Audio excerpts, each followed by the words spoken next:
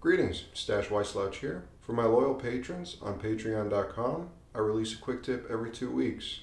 In addition to the bi-monthly quick tip, there's also supplemental materials, access to workshops, and other cool perks that you too can partake in if you become a patron. Also, while you're at it, subscribe to my YouTube channel. Today's quick tip: increase chord tone awareness. This is a good first step into really hearing and experiencing the harmony that you're listening to and the music you love and playing on your own instrument. This video is about ear training and falls into the long game of practice tips. The kind of tips that do not render short-term results, but if practiced over a long period of time, really broaden your musical horizon and your general appreciation for music as a whole. Chord tones are the tones that make up a chord. My goal in the exercise I'm going to present today is when I play a chord, I want to be able to produce the individual chord tones within the chord with my voice. And then the next step is when I play a chord, be able to hear those chord tones in my inner ear. We begin with the root position G major triad, played on the DGB string set, comprised of a root, third, and fifth, in that order from bottom to top. Step 1 of this exercise, you play the chord. Step 2, we begin with the root. Sing the root of that exact 3-part chord. Try not to scoop into it or anything. Just hit it right on.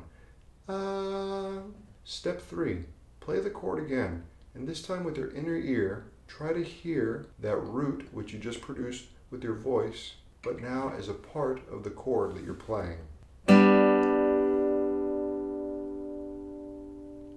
My ear's focused on hearing that root because I just sang it.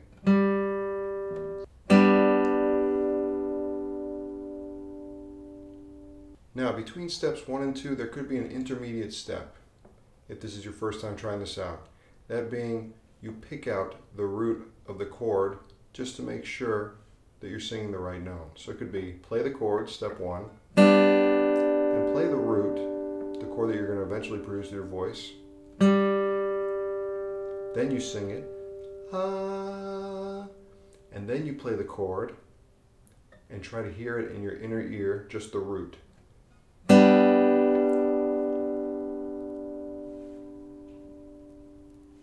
Excellent. That's the basic gist of this exercise, at least the first part. Just this alone could be a really nice activity to get kind of centered before you start practicing, to say, hello guitar, what does the guitar sound like today? How is it relating to my ear? Right? So often we just start going into finger exercises and we forget the fact that music is actually a listening experience. Next, I would repeat those steps 1 through 3 or 1 through 4 if you did the intermediate step with the third and fifth of that same exact position. So with the third, I play the chord, sing exclusively the third of the chord, da. Play the chord and try to see if I can hear the third within the chord being played.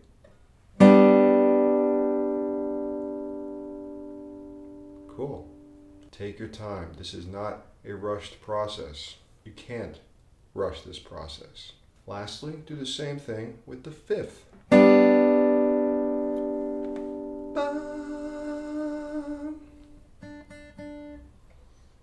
Play it. Try to hear it on its own.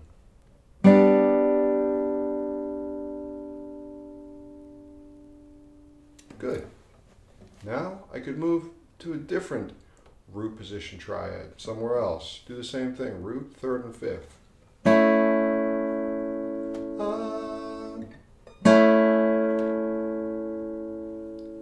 Move to the third.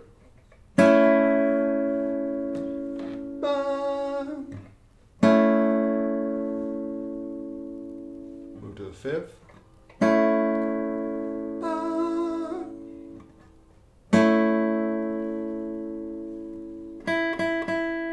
Good.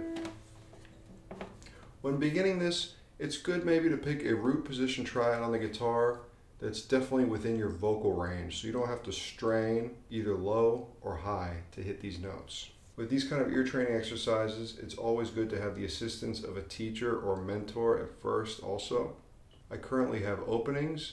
I'm teaching online Zoom classes, half-hour, 45-minute, and hour-long lesson packages. Please email me if you're interested in signing up for it. Once you've tried this out with root position triads, you could take these big block chords, bar chords, open chords, and see if you can identify the root, the third, the fifth, in those big chords. Root.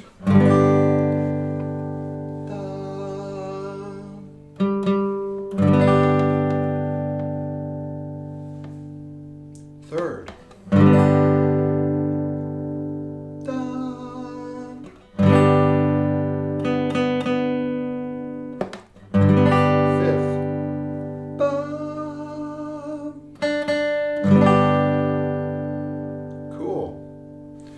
One of the effects of doing this over a long period of time is these notes, as they relate to the chord, the root, third, and fifth, start to take on their own qualities without too much analysis, just by doing this repetitively and in a focused way. The third of a chord really takes on its own character.